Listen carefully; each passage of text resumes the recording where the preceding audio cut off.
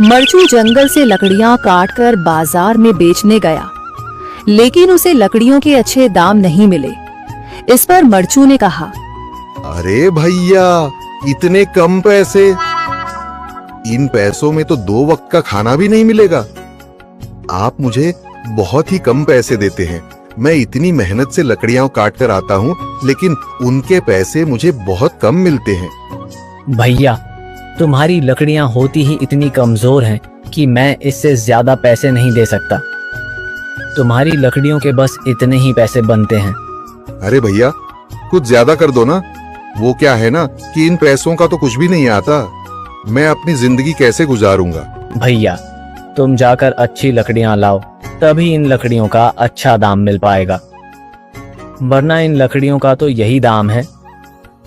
ये सुनकर मरचू बहुत ज्यादा परेशान हो गया और पैसे लेकर किराने की दुकान से सामान खरीदकर घर आ गया। घर पहुंचते ही मरचू की पत्नी सीता ने कहा, अरे जी, सामान ले आए आप? हाँ जी, सामान ले आया हूँ।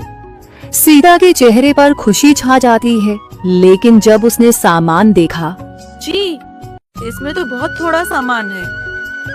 हाँ सीता, मुझे पता है कि यह सामान बहुत थोड़ा है, लेकिन मैं क्या करूं?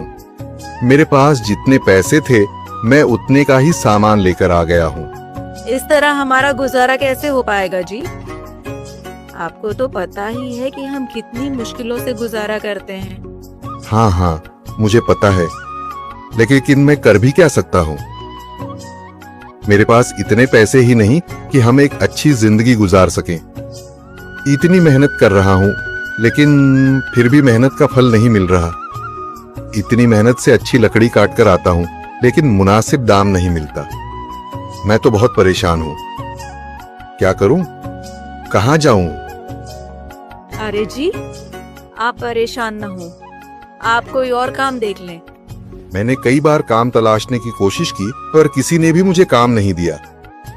ये सुनकर सीता भी काफी ज्यादा परेशान हो गई। मरचू से सीता की परेशानी नहीं देखी गई। उसने अपनी पत्नी सीता से कहा, मैं फिर से जंगल की ओर जा रहा हूँ। अरे जी, अभी मत जाइए ना, वैसे भी शाम हो रही है। आप कल चले जाइएगा, अभी मत जाइए। ठीक है, अगर तुम रोक रही हो तो मैं नहीं जाता।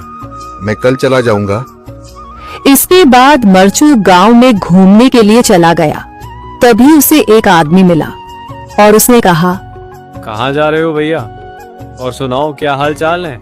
जिंदगी कैसे गुजर रही है? अरे भैया, तुम्हें तो पता है कि लकड़ियां काटकर कैसे गुजारा होता है। हाँ भैया, तुम सही कह रहे हो। और आसपास के जंगलों में अच्छी लकड़ियां भी नहीं है। इसके लिए तो जंगल के अंदर जाना पड़ेगा। पर जंगल के अंदर तो काफी सारे जंगली जानवर होंगे। मुझे बहुत डर लगता है भैया, मैं जंगल में कैसे जाऊंगा? हाँ भैया, जंगली जानवर तो होंगे, लेकिन अच्छी लकड़ियां तो वहीं से ही मिलेंगी। ये सुनकर मरचू बहुत ज्यादा परेशान हो गया, लेकिन वह आदमी बिल्कुल ठीक कह रहा था। जंगल के किनारे की सारी लकड़ियां कट चुकी थीं। अब सिर्फ जंगल के अंदर ही अच्छी लकड़ियां बची थीं। अगली सुबह मरचू लकड़ियां काटने जंगल की ओर चल पड़ा। जंगल में आने के बाद मरचू ने कहा, अरे, यहाँ पर तो लकड़ियां ही नहीं हैं।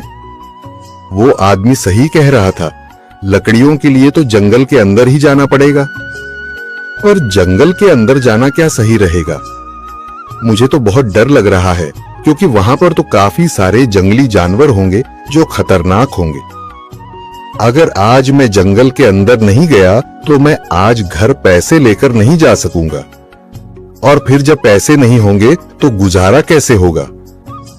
मरचू जंगल के बाहर खड़ा सोचता ही रहा और फिर उसने सोचा, अरे, यहाँ पर भी कोई मजबूत पेड़ दिखाई नहीं दे रहा जिससे मैं लकड़ियां काटकर घर ले जा सकूं। लगता है और अंदर जाना पड़ेगा। यही सोचकर मरचू जंगल के अंदर चला गया। अंदर जाने के बाद उसने इधर उधर पेड़ देखे, पर उसे कोई भी अच्छा पेड़ दिखाई नहीं दिया। यह सोचकर मरचू जंगल के और अंदर चला आया।